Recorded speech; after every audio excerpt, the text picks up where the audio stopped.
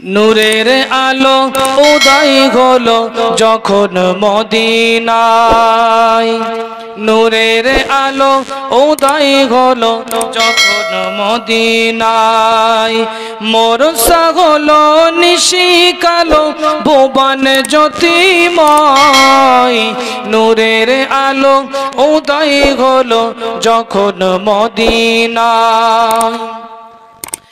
দুর্বলেরা সবল হলো তোমার যখন উদয় হলো, বিকলতা নদী নালা তোমার নামে হয় উজালা। দুর্বলেরা সবল হলো তোমার যখন উদয় হলো, বিকলতা নদী নালা তোমার নামে হয় উজালা। নিঃস্ব জীবন ফিরে পেল, নিঃস্ব জীবন ফিরে পেল তোমার ওসিলায়। নূরের আলো উদয় হলো যখন মদিনায়, মোরসা হলো নিশি কালো ভুবন জ্যোতিময়। নূরের আলো উদয় হলো যখন মদিনায়। অন্ধ চোখে উষার আলো দেখাই যখন খোদা তাআলা, পূর্ণ হলো খোদার জ্বালা, পূর্ণ হলো খোদার জ্বালা। নিশিরাতের শত্রুরা, নিশিরাতের শত্রুরা পথের দেখা পায়। নূরের আলো উদয় হলো যখন মদিনায়, মোরসা হলো নিশি কালো ভুবন জ্যোতিময়। নূরের আলো উদয় হলো যখন মদিনায়। নাচে গানে অগরাতে ভরেছিল সেই মদিনায়, গিরি গোবিবাদ সর্বক্ষণে কি চাষ মনে কলহ ছড়াই। নাচে গানে অগরাতে ভরেছিল সেই মদিনায়, গৃহ বিবাদ সর্বক্ষণে কি চাষ মনে কলহ ছড়াই। সমাধানের মূল হাতিয়ার, সমাধানের মূল হাতিয়ার হলো যে উদয়। নূরের আলো উদয় হলো যখন মদিনায়, মোরসা হলো নিশি কালো ভুবন জ্যোতিময়। নূরের আলো উদয় হলো যখন মদিনায়। আমরা যে তার আদরের উম্মত, উম্মতের করিলাম কি? আমরা যে তার আদরের উম্মত, উম্মতের করিলাম কি? যে নবীর ওসিলায় আমরা এ দুনিয়াতে এসেছি, আমরা যে তার মোহাব্বতের উম্মত, উম্মতের করিলাম কি? দিনের লাগিয়া নবীজি যখন ওহদের ময়দানে চতুর্দিকে ঘিরে ফেললো তারে দুষ্টু কাফের গণে। নবীজিকে বাঁচাতে তীর বর্ষার আঘাতে, নবীজিকে বাঁচাতে তীর বর্ষার আঘাতে কত সাহাবারা হারালো যে প্রাণ পাখি। আমরা যে তার আদরের উম্মত, উম্মতের করিলাম কি? দিনের লাগিয়া নবীজি যখন ওহদের ময়দানে যায়, প্রচণ্ড এক আঘাতে নবীজির একটি দান শহীদ হয়ে যায়। দিনের লাগিয়া নবীজি যখন উহুদের ময়দানে যান, প্রচণ্ড এক আঘাতে নবীজির একটি দান শহীদ হয়ে যায়। শুনিয়া সে সংবাদ কত ছিল মহাবাদ, সকল দন্ত ভেঙে ফেলল অয়েসে করুণী। আমরা যে তার আদরের উম্মত, উম্মতের করিলাম কি? শুনিয়া সে সংবাদ এক মুসলিম মহিলা পাগল হয়ে ছুটেছে। কাফেরেরা বলছে তোমার পতিপুত্র সবাই মারা গেছে। মহিলা বলছে চাই না গো শুনতে, মহিলা বলছে চাই না গো শুনতে। বলো কেমন আছেন আমার দয়ার নবী? আমরা যে তার আদরের উম্মত, উম্মতের করিলাম কি? আল্লাহুম্মা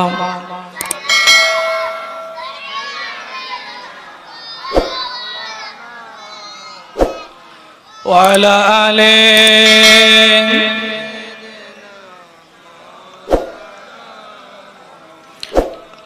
জানেনা যুবকেরা, আল্লাহ নবীকে ধরাধরি করে ওই জায়গায় বসিয়ে রাসূলুল্লাহর মাথায় ফুটে রয়েছে লোহার টুপি।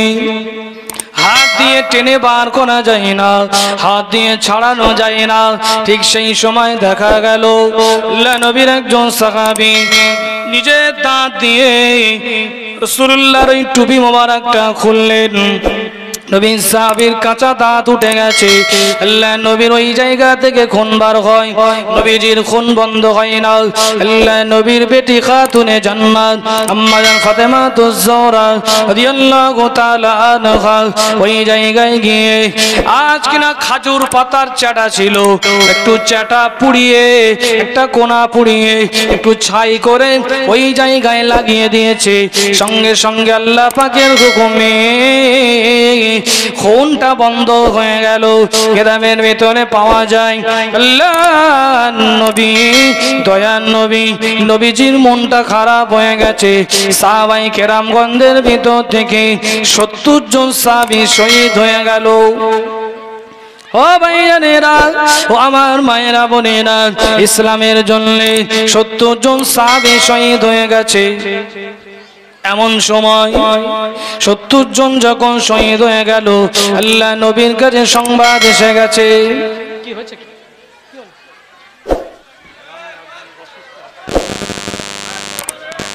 বসেন, সকলে বসেন। কি হচ্ছে?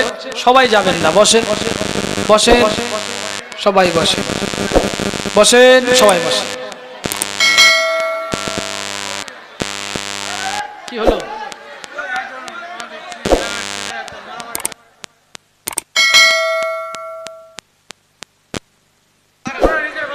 সকলে চলে আসেন, ওদিকে যাবেন না, চলে আসেন। আমার আব্বা জানেরা, ভাই জানেরা, আল্লাহ নবীর সাহাবী 70 জন মারা গেছে। বসেন, সকলে বসেন। কেন বাবা বিচলিত হচ্ছেন? বসেন, সামান্য একটা ব্যাপার, কি হয়েছে না বসেন।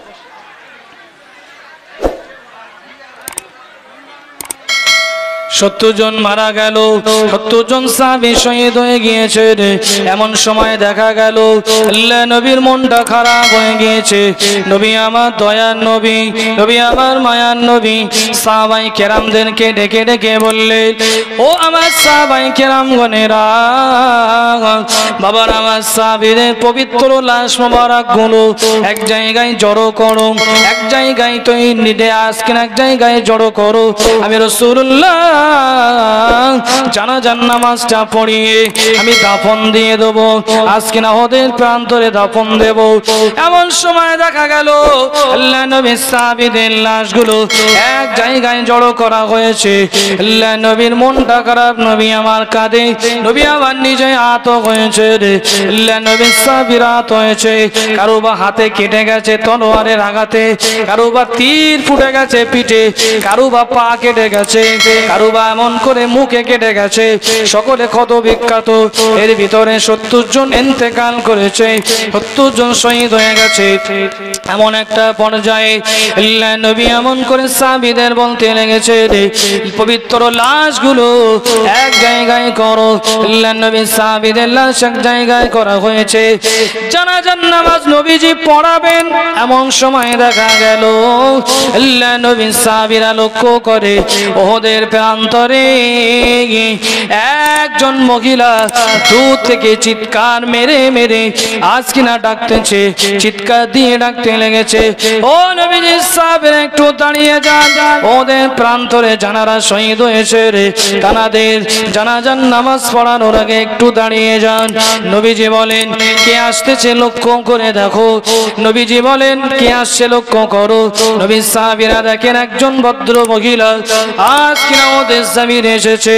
আল্লাহ নবীর কাছে আনা হলো, আসসালাতু ওয়াসসালামু আলাইকা ইয়া রাসূলুল্লাহ, ইয়া হাবিবাল্লাহ।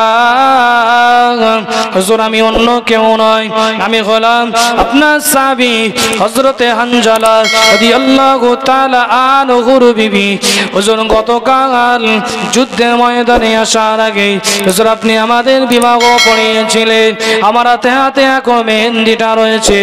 হুজুর গতকাল আমাদের নির্জন বাস ছিল, আমার স্বামী হযরতে হানজালা নির্জন বাসে আমরা ছিলাম, আমার স্বামীর উপরে গোসল ফরজ হয়ে গিয়েছিল। ঠিক এমন সময় আমি আজ কিনা যুদ্ধের দামামা বেজে গেছে, ইয়া রাসূলুল্লাহ ইয়া হাবিবাল্লাহ, আমার স্বামীকে আমি বারে বারে ডেকে বললাম আপনি গোসলটা করে যুদ্ধের ময়দানে যান। আমার স্বামী ডেকে ডেকে বলে, ও আমার বিবি, আমি বদরের যুদ্ধে যেতে পারিনি।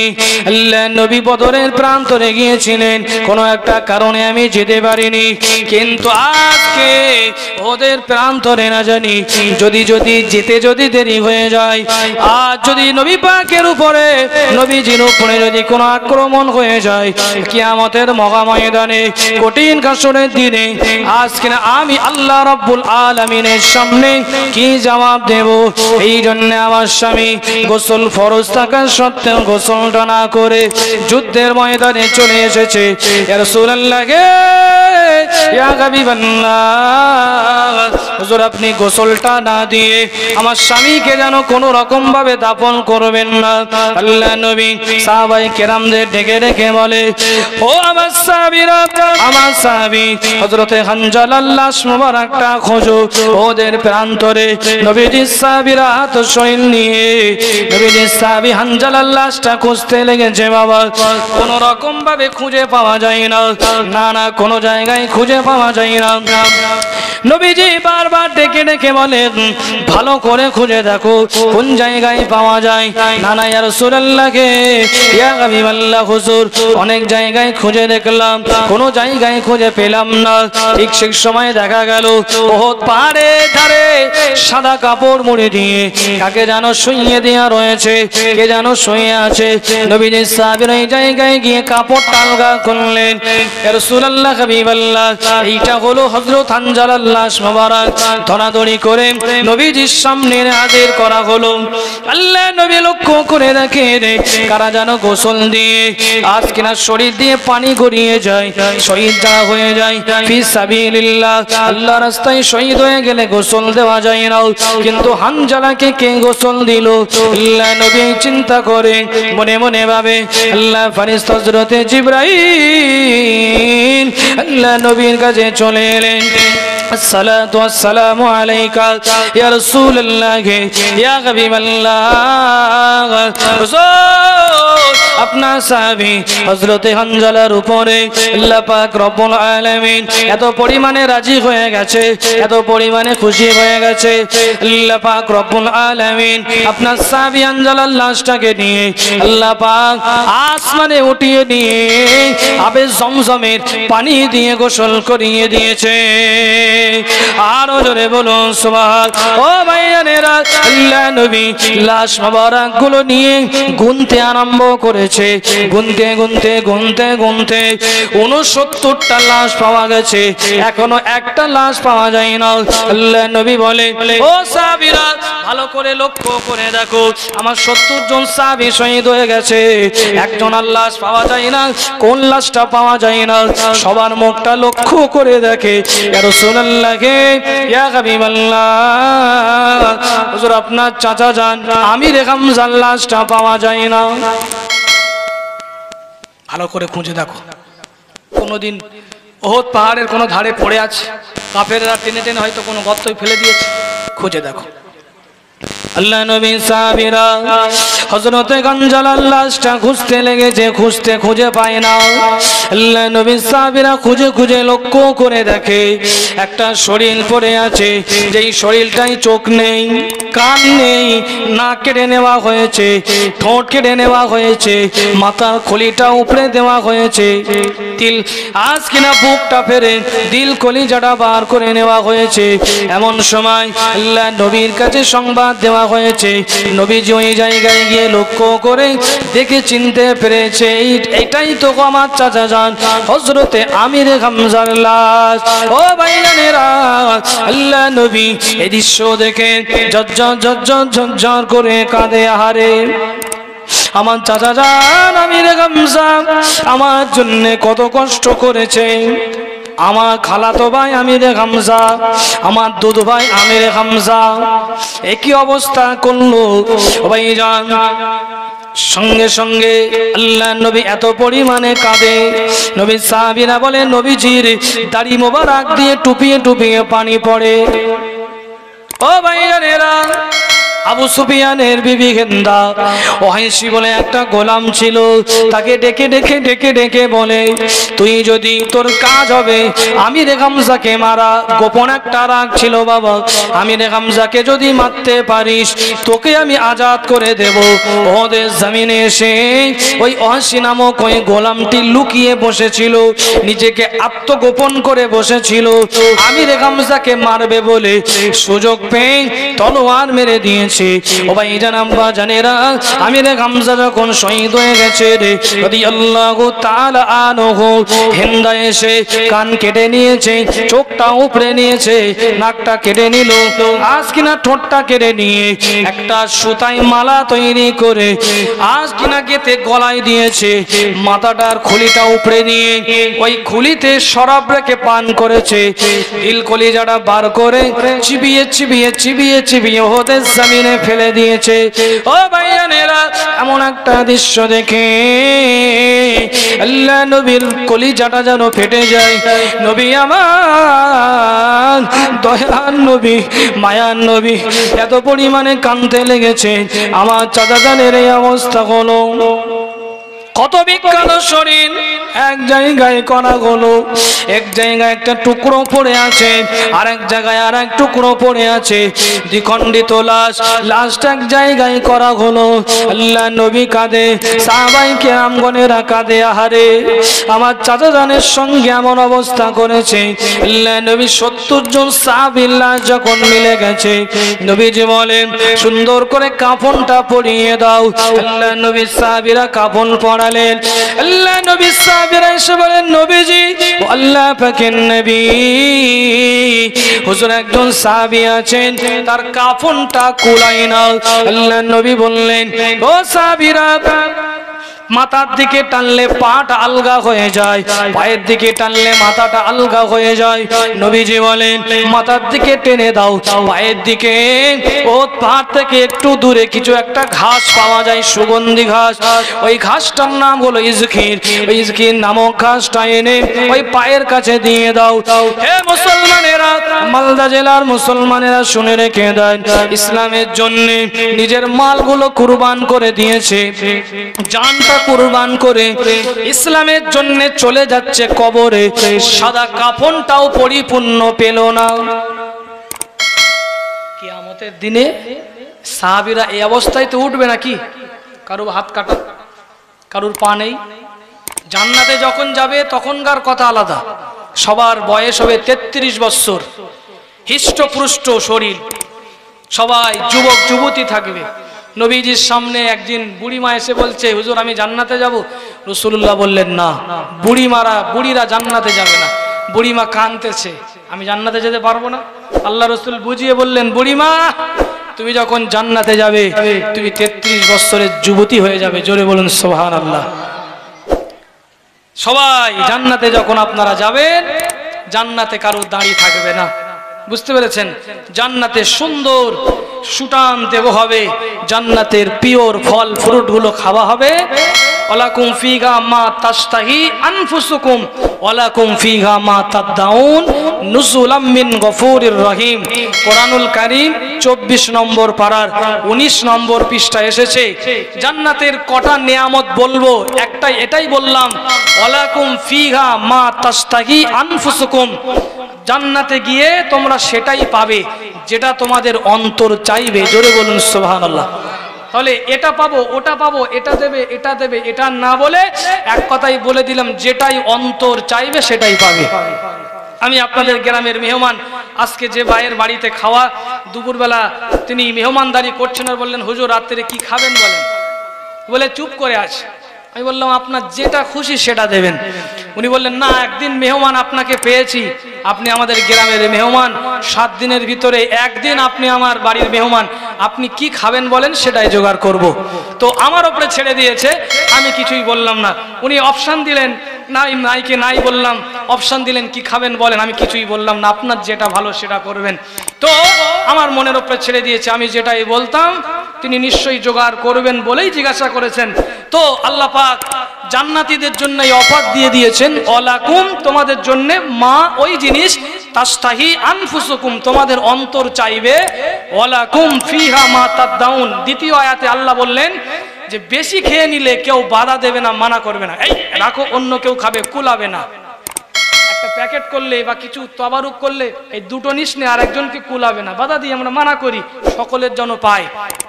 জান্নাতে আল্লাহ বললেন যেটা মন চাইবে সেটা নেবে, কিন্তু কোনো ফেরেশতা এসে হাত ধরবে না, ওই আঙ্গুর ফল সব খেয়ে নিচ্ছ আবার পরের বছরে কি খাবে, কোনো ফেরেশতা এসে বাধা দেবে না। জান্নাতের গাছগুলো হবে উল্টো, দুনিয়ায় গাছের শিকড় নিচেই গাছ, ফল উপরে হয়, জান্নাতের গাছগুলো হবে শিকড়গুলো উপরের দিকে আর ফলগুলো নিচেই ঝুলবে। বলুন হুজুর কি করে সম্ভব? আল্লাহ হলেন কাদিরে মুতলাক, তিনি সবকিছু পারেন। একবার জোরে বলুন সুবহানাল্লাহ। জান্নাতে সকলেই যাবেন তো? বলেন ইনশাআল্লাহ। একটু হাত তোলেন, দেন তাকবীর দেন, নারে তাকবীর। দুহাত তোলেন, দুহাত তোলেন, ফেরেশতারা ফটো তুলছে, নারে তাকবীর, নারে তাকবীর। আল্লাহ যেন সকলকে জান্নাতুল ফেরদাউস নসিব করেন, জোরে বলেন আমিন। আমার বাবাজিরা ভাইরা, আলোচনা করতেছিলাম জান্নাতের কথা। তো রাসূলুল্লাহ সাহাবাই কেরামদের ওই যে বলতে বলতে যে হাত কাটা অবস্থায় কিয়ামতে উঠবে, পা কাটা অবস্থায় উঠবে, ঠিক এমন ক্ষতবিক্ষত শরীর নিয়ে নবীজির সামনে, আল্লাহ পাকের সামনে সাহাবীরা দণ্ডায়মান হবেন। আর মালদা জেলার মানুষ আপনারাও উঠবেন এই হালাতে। সাহাবীরাও বলবে জান্নাতে যাব, আমরাও বলবো জান্নাতে যাব। আল্লাহ যদি জিজ্ঞাসা করে জান্নাতে তো যাবে, তো জান্নাতের জন্য কি করেছো বলো, কি জবাব দেব বলেন? আমার বাবাজিনা ভাইরা, ভুল আমাকে বুঝবেন না, আলোচনার দিকে এগিয়ে যায়। আল্লাহ নবী চাচা জানের লাশ মোর একটা জায়গায় করে নিলেন, এক জায়গায় করে এবারে জানাজার নামাজটা তিনি পড়াবেন। নবীজি বলেন, সাহাবীরা 70টা কবর খনন করা সম্ভব নয়, কয়েকটা কবর খনন করো, একটা একটা কবরে 2-3 জনের লাশ দাফন করা জায়েজ আছে। আল্লাহ নবী উহুদের যুদ্ধের 70 জন সাহাবীদের 70টা কবর তিনি খুললেন না, কয়েকটা কবর তিনি খুলেছিলেন। ওই একটা একটা কবরে 2-3 জনকে দিয়েছিলেন। আল্লাহ নবী সাহাবী বলেন, আল্লাহ নবী সাহাবায়ে কেরামদের নিয়ে আজ কিনা জানাজার নামাজটা পড়াচ্ছিলেন। আল্লাহ নবী টুকরে টুকরে কাঁদতেছিলেন। নবীজি সাহাবীরা বলেন, পিছনের কাতারে আমরা দাঁড়িয়েছিলাম, আমরা স্পষ্ট নবীজির কান্না শুনতে পাচ্ছিলাম। ভাইজান, আল্লাহ নবী এত কষ্ট পেয়েছিলেন চাচা জানকে হারিয়ে। আল্লাহ নবী দাফন করা হয়ে গেল, সাহাবায়ে কেরামদের নিয়ে মদিনার মসজিদে নববীতে চলে আসবেন। এমন সময় দেখা গেল হযরতে জিবরিল আমিন এসে আল্লাহ নবীকে বলে দিয়ে গেলেন, সালাতু ওয়াসসালামু আলাইকা ইয়া রাসূলুল্লাহ, ইয়া হাবিবাল্লাহ। হুজুর আপনি কাঁদবেন না, হুজুর আপনি কাঁদবেন না, আপনি কষ্ট পেয়েছেন, আপনার মনের ব্যথা, আপনার মনের দুঃখ আল্লাহ পাক সহ্য করতে পারেন না। আজকে দিনে 70 জন সাহাবী শহীদ হয়ে গেছে। এই 70 জনের ভিতরে আপনার চাচা জান আমিরে হামজা সাইয়্যিদুশ শুহাদা হিসাবে আল্লাহ পাকের দরবারে খ্যাতি লাভ করেছেন। আল্লাহ পাক বলে দিয়েছেন, আজ থেকে নিয়ে বদরের যুদ্ধ থেকে নিয়ে উহুদের যুদ্ধ কিয়ামত পর্যন্ত যত মানুষ ইসলামের জন্য জীবন দেবে, শহীদ হয়ে যাবে, সকলের নেতা হবেন, সরদার হবেন আপনার চাচা জান হযরতে আমিরে হামজা। আরো জোরে বলুন সুবহানাল্লাহ। আমার ভাইজানেরা, দুনিয়ার দৃষ্টি দিয়ে দেখলে মনে হয় আমিরে হামজা হুজুরের কি না বিহুরমতি করা হলো, কিন্তু আখিরাতের দৃষ্টি দিয়ে দেখেন তিনি সাইয়্যিদুশ শুহাদা হয়ে গেছেন, শহীদদের সরদার হয়ে গেছেন। রাসূলুল্লাহ এই সংবাদটা পেয়ে তিনি যেন একটু মানে মনে কষ্ট, তারপরে মনটাকে একটু বুঝ দিলেন। দিন যায় রাত আসে, রাত যায় দিন আসে, 70 জন সাহাবীকে হারিয়ে ফেলেছে। এদিকে কাফেরেরা সব পালিয়ে গেছে। আজও ইতিহাসের পাতায় উহুদের যুদ্ধে কারা বিজয় লাভ করেছে, মুসলমানরা না কাফেরেরা, এখনো শেষ সিদ্ধান্তে কেউ পৌঁছাতে পারেনি। কারা জিতে গেছে? বদরে রাসূলুল্লাহ সাহাবীরা জিতে গেছে, ঠিক আছে, কিন্তু উহুদে কারা যে জিতে গেছে এখনো নির্দিষ্ট হয়নি। 50-50, প্রথমের দিকে সাহাবীরা জিতে গেছে, দ্বিতীয় আবার কাফেরেরা মারলো, আবার সাহাবীরা ক্ষত বিক্ষত, আবার শহীদ হয়ে গেছে 70 জন। একটা কথাই রাসূলুল্লাহ ওই যে বলেছিলেন, আমি না বলা পর্যন্ত আমি যেখানে যাকে দাঁড় করিয়ে দিচ্ছি, যে পজিশনে যাদেরকে দিচ্ছি, তানারা যেন আমি রাসূলুল্লাহ আমার বিনা অনুমতিতে পজিশন ছাড়বে না। রাসূলুল্লাহর একটা কথা অমান্য করার কারণে, একটু ভুল বোঝাবুঝির কারণে সাহাবায়ে কেরামগণেরা আজকে না একটু ভুল বোঝাবুঝি হয়ে গেল, ওদের চিত্রটা পাল্টে গেল, এই পরিবর্তন ঘটে গেল। আর আমরা দুনিয়ার জমিনে শত শত নবীজির কথাগুলোকে অমান্য করে চলছি, তাহলে আমাদের অবস্থা কি হবে বলেন? এমনিই তো আমরা মার খাবো। ঠিক বলছি না ভুল? জোরে বলেন। একটা কথা অমান্য করার কারণে তীর তলোয়ার ধনুক থাকার পরেও মার খেয়েছে ওদের জমিনে। আর আমরা শত শত হাজার হাজার কথাগুলো নবীজির শোনার পরেও না শোনার ভান করি। আমার বাবাজিরা ভাইয়েরা, ওদের প্রান্ত থেকে দ্বিতীয় হিজরিতে আল্লাহ নবী বাড়িতে চলে এসেছেন। এমন সময় দেখা গেল কিতাবের ভিতরে পাওয়া যায় আল্লাহ নবী সাহাবায়ে কেরামগণেরা দিন যায় রাত আসে, রাত যায় দিন আসে, ক্ষত বিক্ষত সাহাবীদের আল্লাহ নবী আজ কিনা সুন্দর করে বললেন, আপনারা চিকিৎসা নিয়ে নেন। আল্লাহ নবী সাহাবীরা চিকিৎসা নিয়ে সুস্থ হচ্ছেন। ভাইজান, তলোয়ারে অনেক কাফেরেরা বিষ মাখিয়ে নিয়ে এসেছিল। একটা হলো খালি তলোয়ার, আর একটা হলো তলোয়ারে বিষ মাখানো।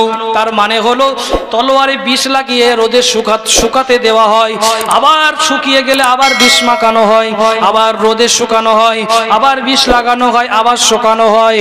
এইভাবে তলোয়ার বিষ পান করানো বলে, মানে বিষ মাখানো। ওই তলোয়ার দিয়ে আঘাত করলে কেটে যাবে, ওই ক্ষত বিক্ষত কাটাটা সহজে সারে না। একটা হলো কেটে যাওয়া, আর একটা হলো ওই তলোয়ারে বিষ লাগানো, কেটে গেল আর বিষটা ওই কাটা জায়গায় লেগে গেল, ওই জায়গায় মেডিসিন দিলে সহজে সারতে চায় না। কাফেরেরা তারা মুসলমানদেরকে ক্ষতি করার জন্য অনেক তলোয়ারে এইভাবে বিষ লাগিয়ে রেখেছিল। আমার বাবাজিরা ভাইয়েরা, খোদ রসুল কারীমের আল্লাহ নবী দান মুবারক ওহদের জমিনে শহীদ হয়ে গেল। দিন যায় রাত আসে, হিজরি সন বাড়িয়ে গেল, বাড়তে লেগেছে। মসজিদে নববীতে আল্লাহ নবী সাহাবীরা, ঠিক এমন সময় কিতাবের ভিতরে পাওয়া যায় আল্লাহ নবী সাহাবীরা দিন কাটাতে লেগেছে। দিন যায় রাত আসে, রাত যায় দিন আসে, আল্লাহ নবীর কাছে সংবাদ এসে গেছে, ইয়া রাসূলুল্লাহ ইয়া হাবিবাল্লাহ, মদিনার একজন ইহুদি আছে, তার নাম হলো কাব বিন আশরাফ। এই ব্যক্তিটি মুসলমানদের নামে, ইসলামের নামে, আপনার নামে বাজে বাজে কবিতা পাঠ করে, বাজে বাজে কবিতা লেখে। আল্লাহ নবী একজন সাহাবীকে মসজিদে নববীর ভিতরে একটা উঁচু জায়গা দিলেন। এই জায়গায় দাঁড়িয়ে দাঁড়িয়ে ইসলামের পক্ষ থেকে পক্ষ নিয়ে তুমি কবিতা পাঠ করবে। ও ভাই জানেন, আব্বা জানেন, কাব বিন আশরাফ ইসলামের বিপক্ষে, ইসলামের বিরুদ্ধে আজকে না কবিতা পাঠ করে। আল্লাহ নবীর কাছে সংবাদ এসে গেছে। আল্লাহ নবী সাহাবীদেরকে ডেকে ডেকে বলে, ও আমার সাহাবায়ে কেরামগণেরা, আপনাদের ভিতরে কে আছে রে ওই কাব বিন আশরাফকে হত্যা করবে? আমি রাসূলুল্লাহ বলছি, জান্নাতের ভিতরে আমার সঙ্গে থাকবে।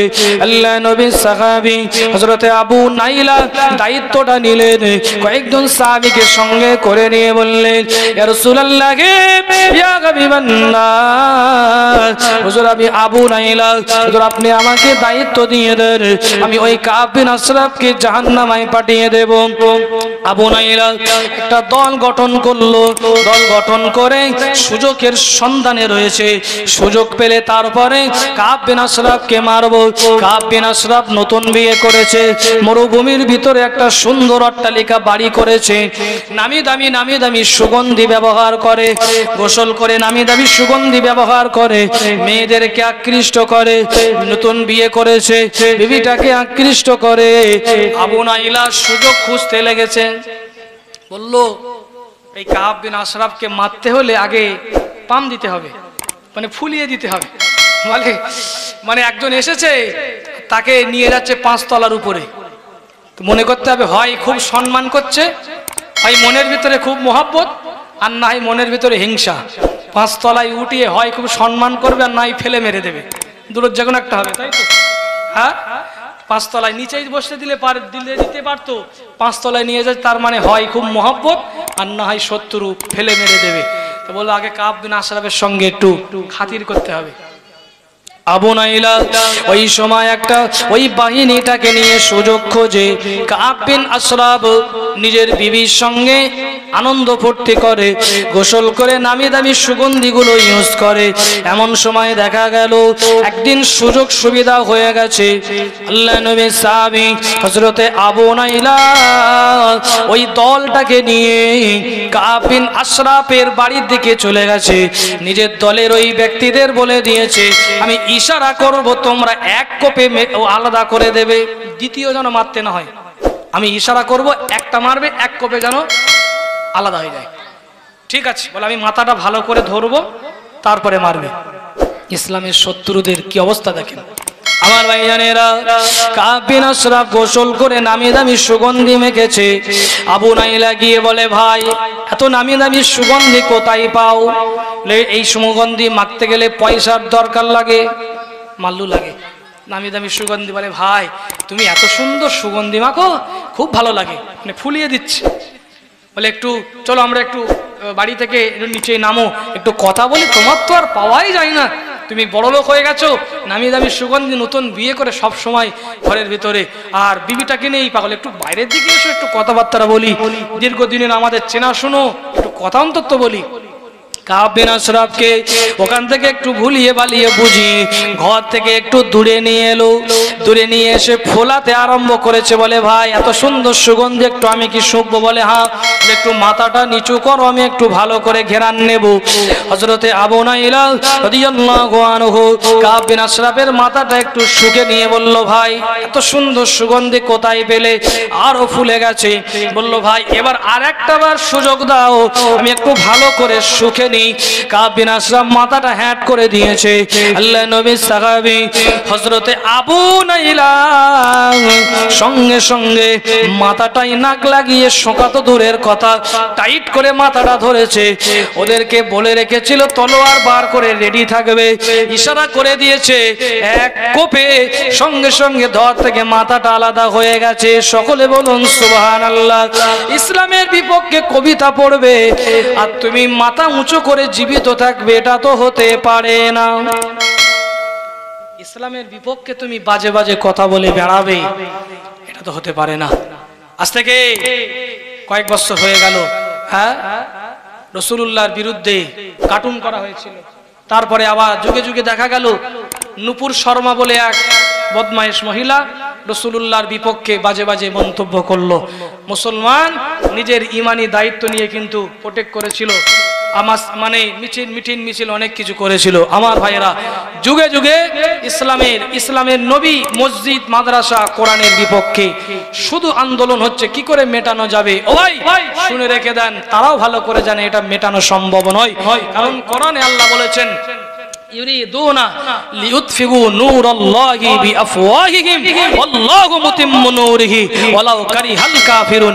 এই আয়াতটা একাধিক জায়গায় একাধিক সিগায় ব্যবহার হয়েছে। আলেম ওলামারা যারা আছেন সিগা কি জিনিস তারা জানেন। আজকে এখন গ্রামারের ব্যাখ্যায় যাব না। এর মানে হলো আল্লাহ পাক যে বাতি, যে নূর জ্বালান, যে বাতি প্রজ্বলিত করেন, সেই বাতি কেউ ফু দিয়ে নেভাতে পারে না। যে ফু দিয়ে নেভাতে যাবে তার মুখ পুড়ে যাবে, ঠিক কিনা বলেন? আমার ভাইরা, কাব বিন আশরাফ মারা গেল, আল্লাহ রাসূলের কাছে সংবাদ চলে এলো। আল্লাহ নবী খুশি হয়ে গেলেন। রাসূলুল্লাহ আবু নাইলার জন্য দোয়া করলেন। দিন যাই রাত আসে, রাত যাই দিন আসে, আল্লাহ নবীর কাছে সংবাদ এলো, ইয়া রাসূলুল্লাহ, ইয়া হাবিবাল্লাহ, হুজুর একজন ব্যক্তি রয়েছে, তার নাম হলো আবু রাফে। এই আবু রাফে ইবনে হুকাইল এর নাম। এই ব্যক্তিটি নবীজি সাহাবীদের ধরে ধরে গোপনে মার্ডার করে। যুদ্ধের ময়দানে গিয়ে কিছু করতে পারে না, একা পেলে 2-10 জন মিলে ধরে মানে কতল করে দেয়, শহীদ করে দেয়। এটা একটা বিরাট সর্বনাশ, খারাপ কাজ। রাসূলুল্লাহর কাছে সংবাদ এলো, হুজুর ওই যে আবু রাফে ইবনে হুকাইল আছে না হুজুর, ও সাহাবীদের ধরে ধরে লুকিয়ে লুকিয়ে একা পেলে মারধর করে, অনেক সময় দুনিয়া থেকে সরিয়ে দেয়, একটা ব্যবস্থা নিতে হবে। আল্লাহ নবী মসজিদ নববীতে সাহাবীদেরকে ডেকে ডেকে বললেন, কাব বিন আশরাফকে যেমন মারা হয়েছে, এই আবু রাফের দায়িত্ব কে নেবে? আবু রাফের দায়িত্ব কে নেবে? আল্লাহ নবী সাহাবী হযরতে আব্দুল্লাহ ইবনে আতিক একজন সাহাবী দায়িত্ব নিলেন। আমি দায়িত্ব নিলাম আবু রাফেকে দুনিয়া থেকে সরিয়ে দেব। আবু রাফে অনেক ধনী মানুষ, বাড়িতে অনেক চাকরেরা কাজ করে, বাড়িতে মেন গেটে দারোয়ান রয়েছে, মারাটা অত সহজ নয়, অত সহজ নয়। কাব বিন আশরাফের মতো মারা কিন্তু সহজ নয়। এমন সময় দেখা গেল আব্দুল্লাহ ইবনে আতিক বলেন, আমি শুধু সুযোগের অপেক্ষায় আছি, নবীজিকে কখন সংবাদটা দেব। হুজুর রাফেকে দুনিয়া থেকে সরিয়ে দিয়েছি, সুযোগ আমি খুঁজতেছি। সুযোগ খুঁজতে খুঁজতে বিরাট একটা বড় তলোয়ারি নিয়ে আমি ভালো করে ধার দিয়ে নিয়েছি, খাপের ভিতরে তলোয়ারটা ঢুকিয়ে নিয়ে একদিন সন্ধ্যাবেলা আবু রাফে ইবনে হুকাইলের বাড়ির মেন গেটের বাইরে অপেক্ষা করতেছি। রাত গভীর হয়ে গেল, একটু রাত হয়ে গেল। ঠিক সেই সময় প্রদীপ জ্বালানো ছিল, প্রদীপগুলো এবার আস্তে আস্তে একটা একটা করে বন্ধ করতে লেগেছে। দারোয়ান ঘোষণা করে দিল, বাইরে যারা রয়েছে তোমরা সবাই ঘরের ভিতরে প্রবেশ করো, পাঁচিলের ভিতরে চলে এসো। আব্দুল্লাহ ইবনে আতিক বলেন, আমিও আস্তে করে প্রবেশ করলাম, ঢুকে গেলাম। আজকিনা ঢুকে সঙ্গে সঙ্গে লুকিয়ে গেলাম, নিজেকে আত্মগোপন করে নিলাম। লক্ষ্য করে দেখলাম মেন গেটের চাবিটা তালা মেরে, চাবিটা কোন জায়গায় রাখে। দারোয়ান মেন গেটে তালা মেরে চাবিটা যে জায়গায় রেখেছে। আব্দুল্লাহ বিন আতিক বলে আমি চাবিটাকে আমি নিয়ে নিলাম, চাবিটাকে নিয়ে মেন গেটের তালাটা খুলে দিয়ে রেডি করে রেখেছি, যে কাজ হয়ে গেলে পালানোর সময় ডিস্টার্ব না হয়। লক্ষ্য করে দেখি আবু রাফে ইবনে হুকাইল নিচেই কোনো ঘরে থাকে না, থাকে সেই উপরের ঘরে। উপরের ঘরে থাকে। সর্বনাশ, কি করে মারবো? নিচের ঘরে থাকলে কাজটা সহজ হতো, কিন্তু উপরের ঘরে। রাত গভীর হয়ে গেল, সব দরজা বন্ধ। আজ কিনা বাড়ির সব প্রদীপগুলো বন্ধ করে দেওয়া হয়েছে। আব্দুল্লাহ ইবনে আতিক বলেন সবাই শুয়ে পড়েছে। গভীর রজনী অন্ধকারে আস্তে আস্তে করে সিঁড়ি দিয়ে উঠতে লাগলাম। সিঁড়ি দিয়ে উঠতে উঠতে আমি ভালো করে লক্ষ্য রেখেছিলাম আবু রাফে কোন ঘরে থাকে। ওই ঘরের ভিতরে প্রবেশ করলাম। ঘরের ভিতরে ঢুকে গিয়ে আজ কিনা অন্ধকার, কোনো লাইট জ্বলে না। ঠিক সেই সময় আবু রাফেকে লক্ষ্য করে আমি আচমকা একটা আঘাত করলাম।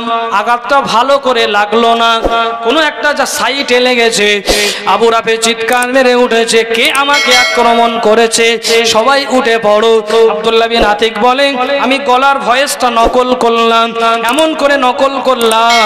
আবু রাফে মনে মনে ভাবে, মনে হয় আমার বাড়ির কোনো একটা চাকর, ওই বাড়ির চাকরের মতো গলাটা নকল করলাম। ঠিক সেই সময় আবু রাফে বলে আমাকে বাঁচাও, বাঁচাও, কে আমাকে আক্রমণ করেছে? সঙ্গে সঙ্গে সুযোগ বুঝে আবু রাফে আজ কিনা খাটের উপরে উঠে তলোয়ারটা এমন ভাবে মেরে দিয়েছি, তলোয়ারটা হাড়ে গিয়ে বিদ্ধ হয়ে গিয়েছে, বুকের ওপর হয়ে গেল, কাজ হয়ে গেছে। তলোয়ার ওই অবস্থায় রেখে দৌড়ে পালিয়েছি। দৌড়ে পালিয়ে পালিয়ে পালিয়ে সিঁড়ি দিয়ে নামতে নামতে আজ কিনা পা বেঁধে পড়ে গিয়েছে। পা বেঁধে পড়ে গিয়ে হযরত আব্দুল্লাহ বিন আতিকের একটা পা মুচকে ভেঙে গেল, পায়ের হাড় ভেঙে গেছে। ভাইজান, পা ভেঙে গেলে আর তো দৌড়ে যাওয়া যায় না। আব্দুল্লাহ বিন আতিক চিন্তা করে, সবাই প্রদীপ জ্বালিয়ে দিয়েছে, ওঠো ওঠো, তাড়াতাড়ি ওঠো, আমাদের মনিব, আমাদের মালিক আবু রাফে ইবনে হুকাইলকে কে মেরে দিয়েছে? আব্দুল্লাহ বিন আতিক বলে আমার পাটা ভেঙে গেছে, একটা কাপড় দিয়ে জড়িয়ে কোন রকম ভাবে মেন গেটটা খোলা ছিল, খুলে আমি আজ কিনা হামাগুড়ি দিয়ে আস্তে আস্তে বাড়ির থেকে একটু দূরে একটা জঙ্গল রয়েছে, ঝোপ মতো রয়েছে, ওই জায়গায় নিজেকে আত্মগোপন করলাম। বাড়ি থেকে সব বার হয়ে প্রদীপ জ্বালিয়ে খোঁজাখুঁজি করতে লেগেছে, আমাকে খুঁজতে পেল না। আমি ওই জায়গায় অপেক্ষা করছি, ওই জায়গায় অপেক্ষা করছি কখন সকাল হবে, নিজের কানে শুনবো আবু রাফে মারা গেছে, তারপরে নবীজির কাছে যাব। পূর্ব আকাশে সূর্য উদিত হয়ে গেল, সূর্য উঠে গেছে। সকলেই মুখে মুখে বলতে লেগেছে গতকাল রাতে আবু রাফেকে কে মেরে দিয়েছে? আব্দুল্লাহ বিন আতিক বলে আমি নিজে কানে খবরটা শুনে ওই ভাঙা পায়ে কাপড় বেঁধে নবীজির দরবারে চলে গেলাম। ইয়া রাসূলুল্লাহ, ইয়া হাবিবাল্লাহ, হুজুর আমার সাহাবীদের আজ কিনা শত্রু, ইসলামের শত্রু আবু রাফে ইবনে হুকাইলকে জাহান্নামে পাঠিয়ে দিয়েছি।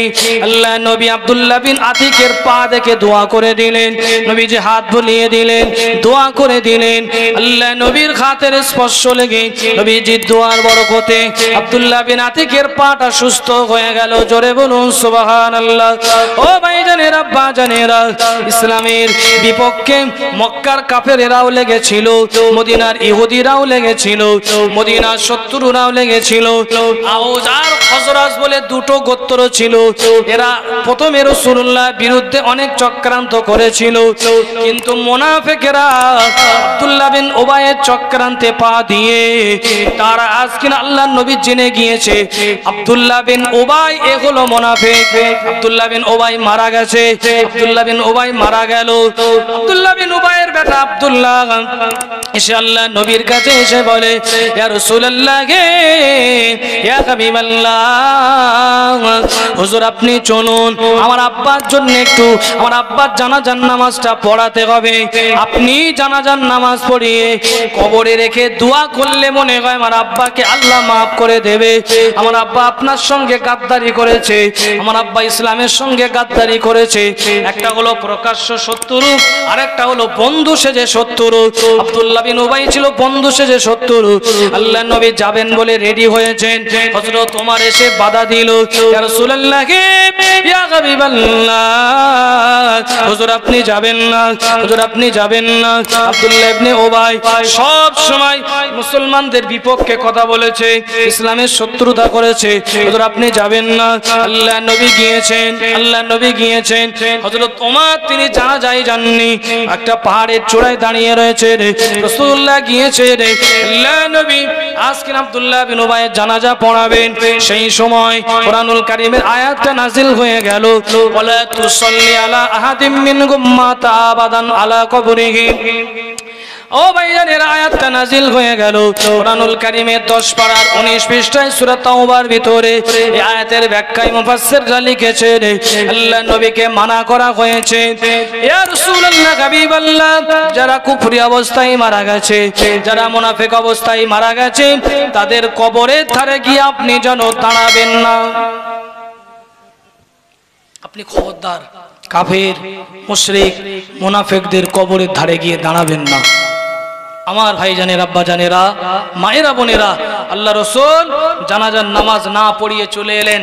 শরীয়তের ভিতরে হযরতে ওমরে ফারুক, ফারুকে আজম, হযরতে ওমরে ফারুক রাদিয়াল্লাহু তাআলা আনহু, তিনি একাধিক জায়গায় কোরআনুল কারীমের আয়াত অবতীর্ণ হওয়ার আগে তিনি মতামত পেশ করেছেন। ওমর ফারুকের মতামতের উপরে আল্লাহ পাকের কোরআন নাজিল হয়েছে। একবার জোরে বলুন সুবহানাল্লাহ। মুহাম্মাদের সাথে দুরূদ শরীফ, আল্লাহুম্মা সাল্লি আলা, জোরে পড়তে হবে মুহাম্মাদের সাথে।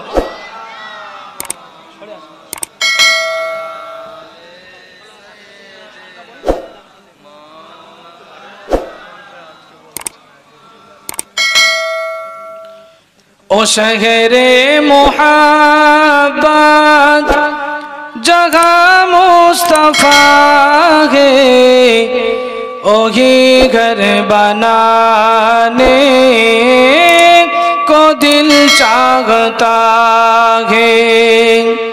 ओ शहरे मोहब्बत जगह मुस्तफा है, ओही घर बनाने को दिल चाहता है।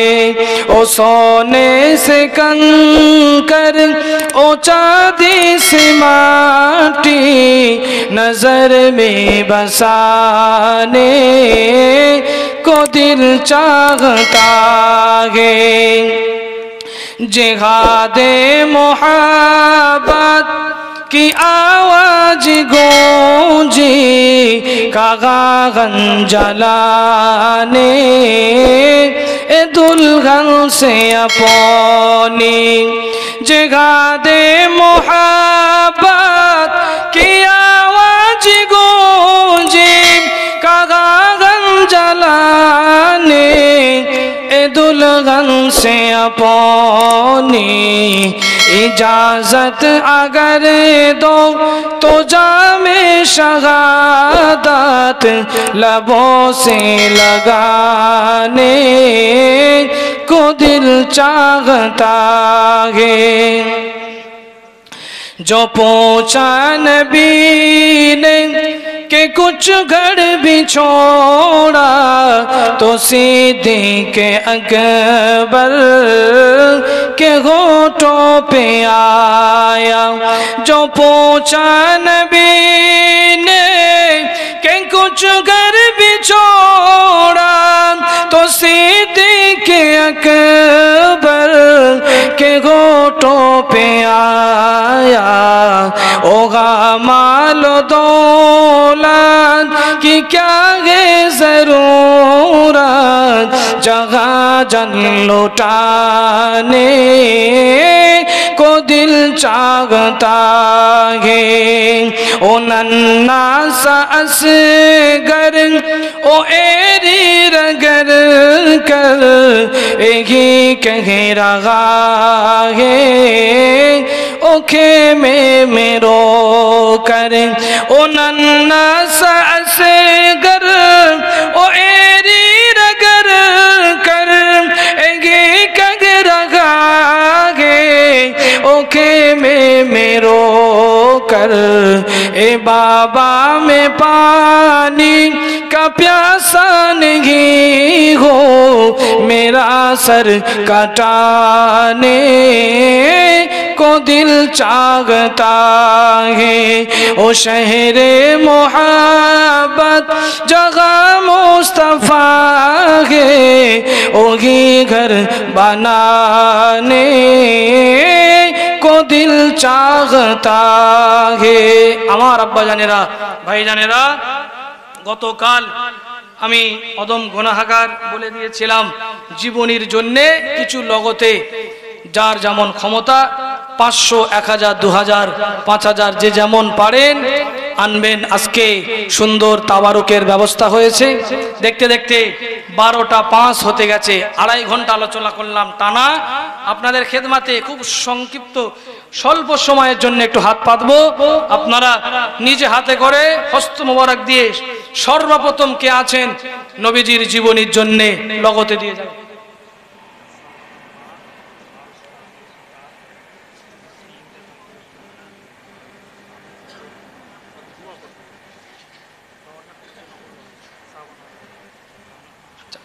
সর্বপ্রথমে আজকে জীবনীর জন্য সর্বপ্রথমে একজন মা, শাবানার মা, একজন আমার আম্মাজান, তিনি কয়েকটা উদ্দেশ্য নিয়ে তিনি বললেন, আনোয়ার ভাই কয়েকটা উদ্দেশ্য নিয়ে নবীজির জীবনীতে কত পয়সা, কত কষ্ট করা পয়সা, মাথার ঘাম পায়ে ফেলা টাকা উপার্জন করা 1200 টাকা নবীজির জীবনীতে লগতে দিয়ে গেছেন।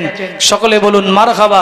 আল্লাহ দানকে কবুল করেন, সকলে বলুন আমিন। আমার একজন ভাই 100 টাকা লগতে দিয়ে গেছেন, আল্লাহ দানকে কবুল করেন। আমার বাবাজিরা ভাইয়েরা দেরি করবেন না। রহিমা, খুব সুন্দর নাম রহিমা। হযরত আইয়ুব নবী তানার বিবির নাম ছিল রহিমা। আইয়ুব নবীর বিবি তা রহিমার নাম ইতিহাসের পাতায় আজও লেখা আছে। ইনি হলেন হযরতে নবী ইউসুফ আলাইহিস সালামের বিবি জুলাইখা। জুলাইখার ছেলে ফেরাহিম, ওই ফেরাহিমের মেয়ে ছিলেন রহিমা। ওই রহিমার সঙ্গে বিয়ে হয়েছিল নবী আইয়ুব আলাইহিস সালাম। আমার একজন বাবাজি 100 টাকা লগতে দিয়ে গেছেন। ইউসুফ জুলাইখার ক্যাসেট আপনারা শুনেছেন, বুঝতে পেরেছেন? তাফসীরে কিতাবে সূরা ইউসুফের 111টি আয়াত 12 নম্বর পাড়ার 14 নম্বর পৃষ্ঠায় অবতীর্ণ হয়েছে।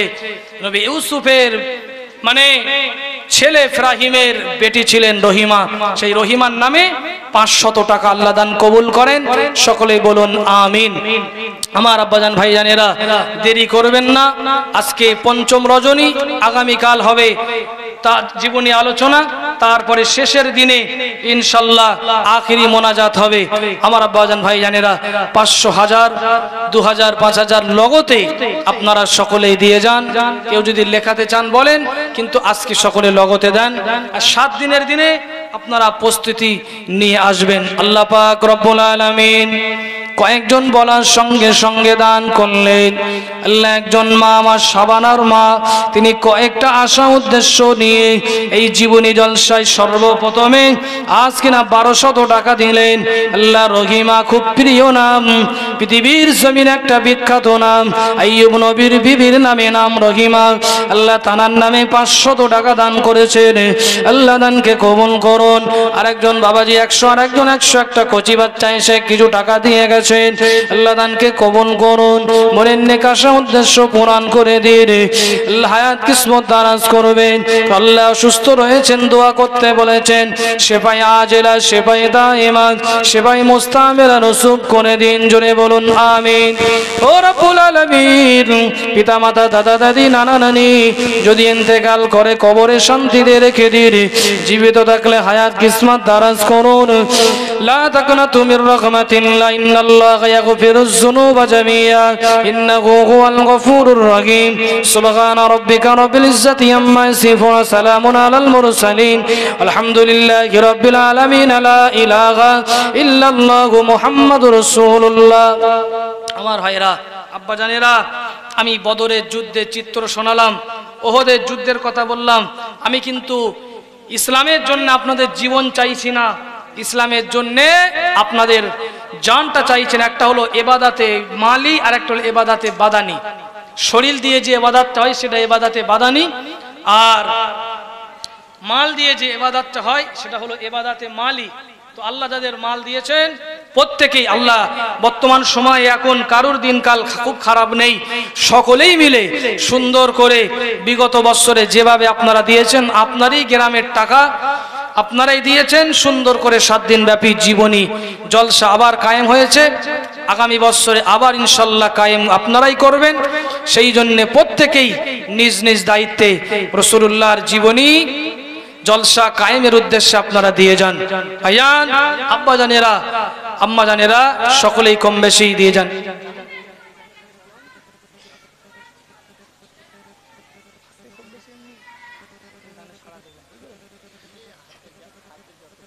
আমার ভাইজানেরা আসেন, 10, 20, 50 লগতে যার পকেটে যেমন আছে মায়েদের কাছ থেকে এলো। হ্যাঁ, আমার আম্মাজান বোনেরা যে যেমন কাছে নিয়ে এসেছেন, গতকাল বলে দিয়েছিলাম সঙ্গে করে নিয়ে আসতে। তো আপনারা যার যেমন আছে কাছে সকলে দিয়ে যান। মায়েদের কাছ থেকে বেশ কিছু পয়সা এসেছে। একটা জিনিস শোনেন, খেয়াল রাখেন। কি এটা? আচ্ছা আচ্ছা আচ্ছা, একটা জিনিস মাথায় রাখবেন, এই যে দান তোলা, এই দান তোলা কিন্তু ধৈর্য সবার সমান না। আমি নিজেকে মানে যে বড় মন বলছি তা না, আস্তাগফিরুল্লাহ, আল্লাহ পাক হাজির নাজির জানেন। আমি ওই বেশি মানে পাই পড়ি, সোনা মোনা দাও দাও, ওটা আমি বেশি পছন্দ করি না। কারণ আপনি দেবেন, আপনার অ্যাকাউন্টে জমা থাকবে, আপনারা সব ভালো করেই জানেন। সেই দেবেন, অথচ সেই বলে বলে বলে বলে গলা ফাটিয়ে 2 ঘন্টা পার করার পরে দেবেন, ওটা আমি ভাই অপছন্দ করি। আপনারা সপ্তম দিনে একটু তাড়াতাড়ি বলবেন, কারণ এই মাইকে এসে 2-2.5 ঘন্টা ওয়াজ করার পরে আবার দান তুলতে তুলতে 1 ঘন্টা 2 ঘন্টা 3 ঘন্টা, এটা অসম্ভব, এটা অসম্ভবপর কষ্ট হয়ে যায়। সেই জন্য আপনারা আল্লাহ রাস্তায় দেবেন, একটু প্রিপারেশন নিয়ে নিয়ত করে আসবেন, আমি এত দেবো এত দেবো। তারপরে বাকি আল্লাহ পাক যাকে কবুল করবেন, 5,000 10,000 20,000 দেওয়ার মতো মানুষ এই গ্রামে আছে। আমি দেখছি তো 5,000 10,000 15,000 দেওয়ার মতো মানুষ এই গ্রামে আছে। সবার তো মানে আওকাত সমান না, সেই জন্যে সবাই সমানও দিতে পারবেন না। কেউ 1,000 দেবেন, কেউ 2,000, কেউ 5,000, কেউ 10,000 দেবেন। তাহলে 10-এর লাঠি 1-এর বোঝা সবাই মিলে আমরা যদি বহন করি সহজ হয়ে যাবে। ওই জন্য আগে থেকে বলছি, আপনারা নিজে থেকে আজকে লগতে দেন, ভিতরে কাপড় নিয়ে চলে যান, পকেটে বিসমিল্লাহ বলে হাত দেন, 50, 100, 20 যা আছে আল্লাহ রাস্তায় দেন। আমার একজন কোচি এসে কিছু টাকা দিয়ে গেলেন, আল্লাহ দানকে কবুল করেন। মুহাম্মদের সাথে দরুদ শরীফ, আল্লাহুম্মা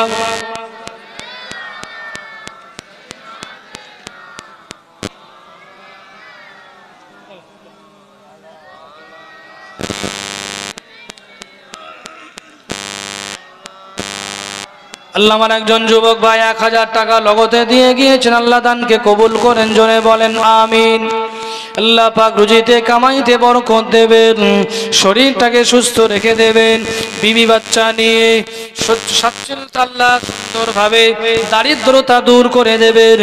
আল্লাহ সুন্দরভাবে সংসার পরিচালনা করার তৌফিক দেবেন, বিপদ আপদ বালা মুসিবত থেকে হেফাজত করবেন, বলেন আমিন।